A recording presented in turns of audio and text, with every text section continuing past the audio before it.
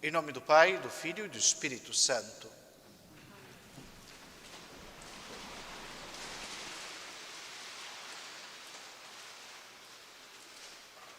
Queridos fiéis, uma das coisas que mais me chama a atenção na época moderna é que querem dar qualidade de bom, de bondade, às coisas por si mesmas e não pelo seu fim último em Deus.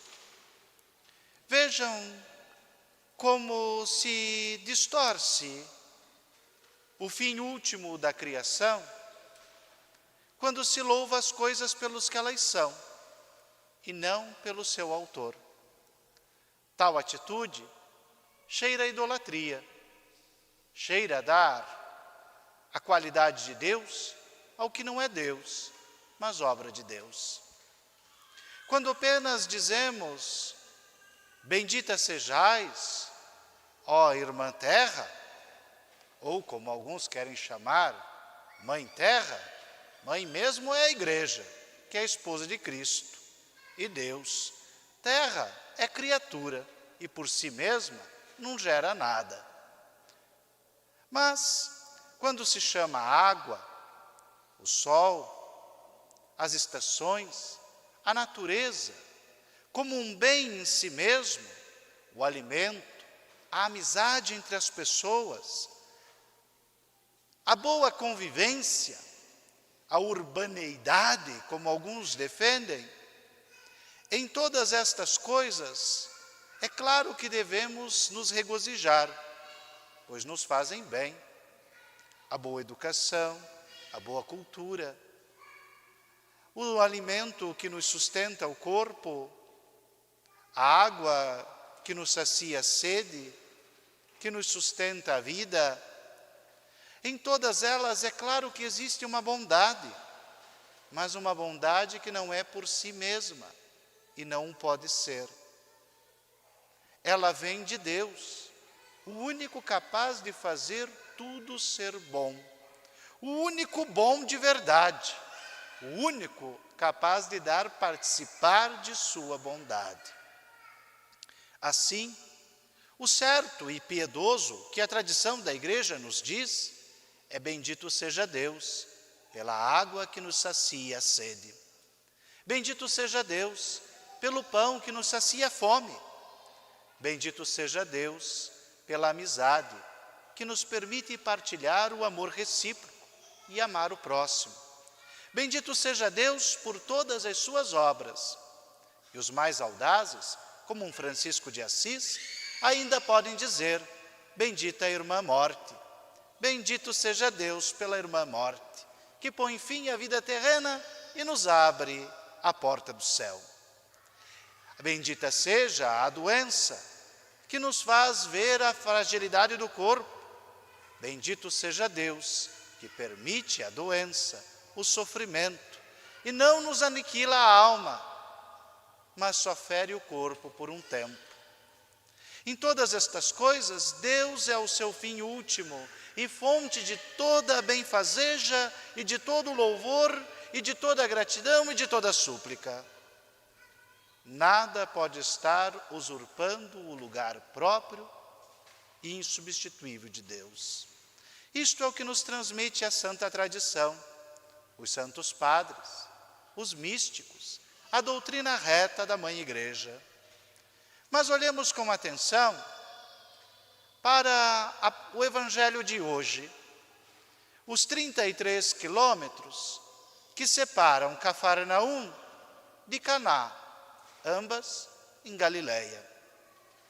33 quilômetros percorre um pai que quer salvar a vida temporal de seu filho, acometido pela doença. Que pode passar na cabeça deste homem quando vê um infante, um jovem, aquele que deveria viver mais que ele, prestes a morrer? E quem já assistiu a uma família enlutada, sabe que o luto dos pais pelos filhos é terrível. pois carrega em si uma grande injustiça. Este pai, com o filho moribundo, corre atrás de encontrar Jesus. Mas que Jesus busca ele nesta hora? Um Jesus curandeiro, capaz de devolver a saúde a um corpo mortal, a prolongar um pouco mais a vida de um ser mortal. Este pede que Jesus corra como se corre com o médico, para que chegue lá e dê o medicamento certo, aplique na veia, ou faça a inalação, ou faça a massagem, ou faça a cirurgia, ou faça o que for preciso, mas que não morra, que viva. Os 33 quilômetros que fazem este homem marchar de Cafarnaum a Caná, parece ser um caminho rápido, de alguém que busca um socorro imediato. E como chega Jesus, vem, quase o arrasta. Jesus é muito mais que a saúde do corpo. É a salvação da alma. É preciso que o Senhor o corrija, para que não busque nele aquilo que não é certo. Para que não busque as metades, a quem se revela Deus por inteiro. Aqui, queridos fiéis, percebemos a correção do Senhor. Se não vires prodígios, se não virem sinais, se não virem coisas extraordinárias, não despertam a fé. A crítica do Senhor de falta de fé é porque não tem fé. Busca uma solução a um problema iminente, zeloso Pai, mas apenas um problema iminente, temporal. É impressionante quando as pessoas que têm autoridade sobre nós nos corrigem. No tempo antigo, este era um ato bem comum. Se ficava pensando o discípulo sobre os gestos do mestre, quando olhamos as histórias dos santos monges, e ali temos um relatório daquele monge que, quando noviço, por um motivo ou outro, desagradou ao seu mestre de noviços, a ponto de fazê-lo frangir a testa ou manifestar um mínimo gesto de descontentamento, como lhe feria a consciência?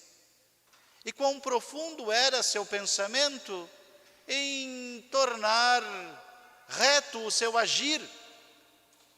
Uma profunda mudança lhe suscitava porque descontentou o mestre em alguma coisa. Feriu a paciência, a temperança do mestre, abusando dele. Hoje, quando por algum motivo, seja uma correção passageira ou mais acirrada, quanta revolta não se causa? Imaginem um São Pio de Pietrelcina, neste século 21, nesta arquidiocese de Curitiba, sentado em um confessionário, e tu, de repente, chegando para confessar-se, e uma bofetada na cara, chamado de mentiroso. Não digo que esperariam até a segunda-feira, mas com certeza na cúria já teriam abaixo-assinado para proibi-lo de confessar. Por quê?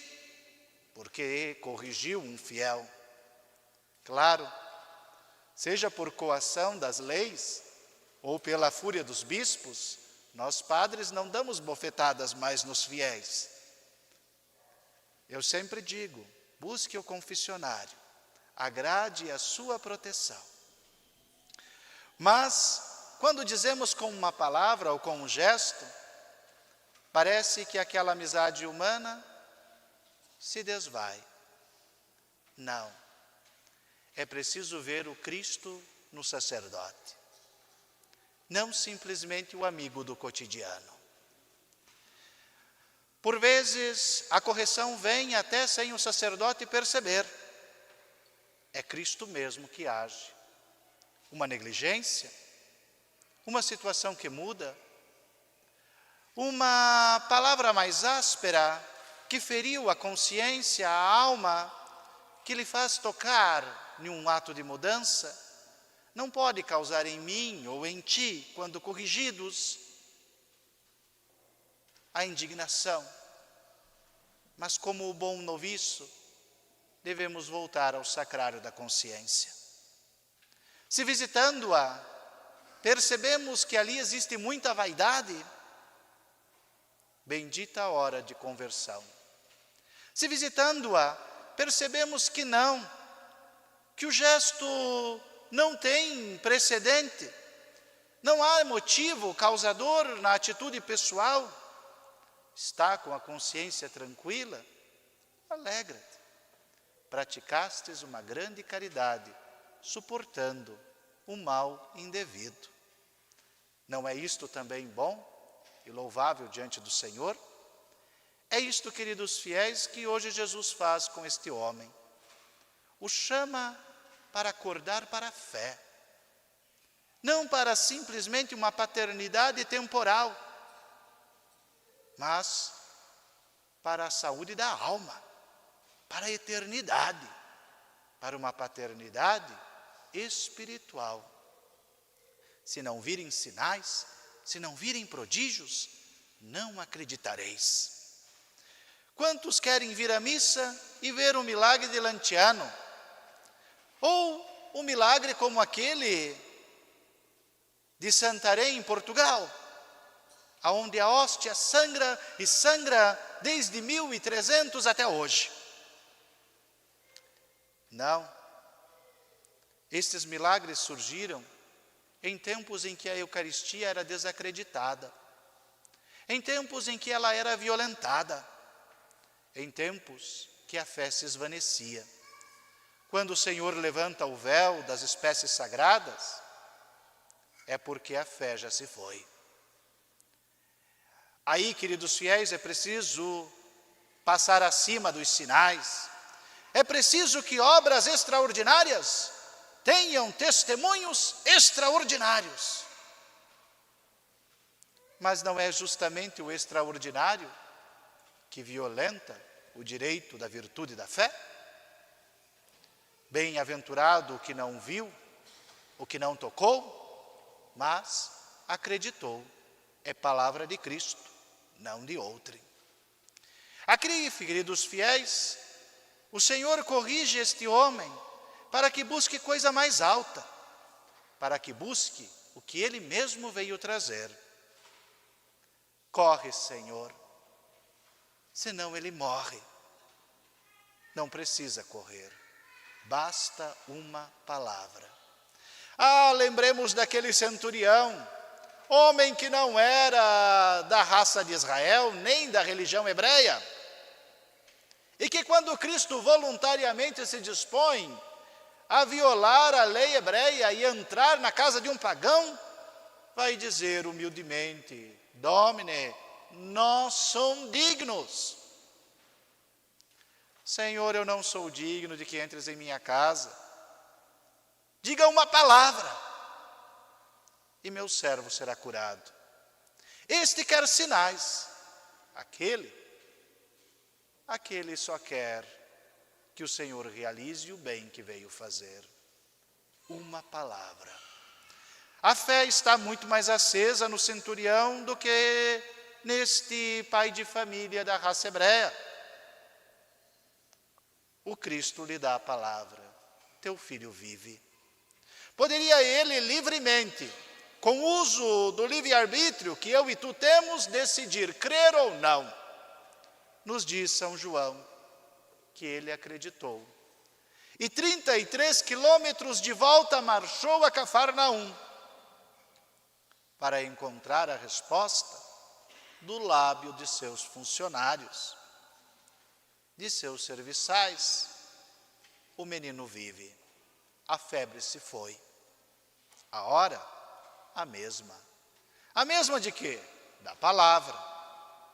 Passam das coisas temporais às coisas espirituais. Teu filho vive. passou a crer, e não só ele, mas toda a sua casa. Sabem, queridos fiéis, qual é o grande obstáculo para que a virtude da caridade realmente nasça em nossos corações e possamos definitivamente amar a Deus sobre todas as coisas? É porque nós ainda temos dúvida de que Deus seja bom. Este é o motivo. Não confiamos verdadeiramente que Deus é sempre bom. Sejam dias bons em nossa vida, sejam dias maus, Deus permanece sempre sendo bom. As coisas temporais não são maiores que as eternas. E não podemos condicionar a fé às temporais, mas às eternas, ao que Cristo revela de si. Demos um passo como este homem, que precisou trazer um morto à vida, um filho à saúde, para que desejasse de fato não só uma vida que se acaba com o decorrer do tempo, mas uma vida que dura por toda a eternidade. Esta é realmente a grande graça. Louvado seja nosso Senhor Jesus Cristo.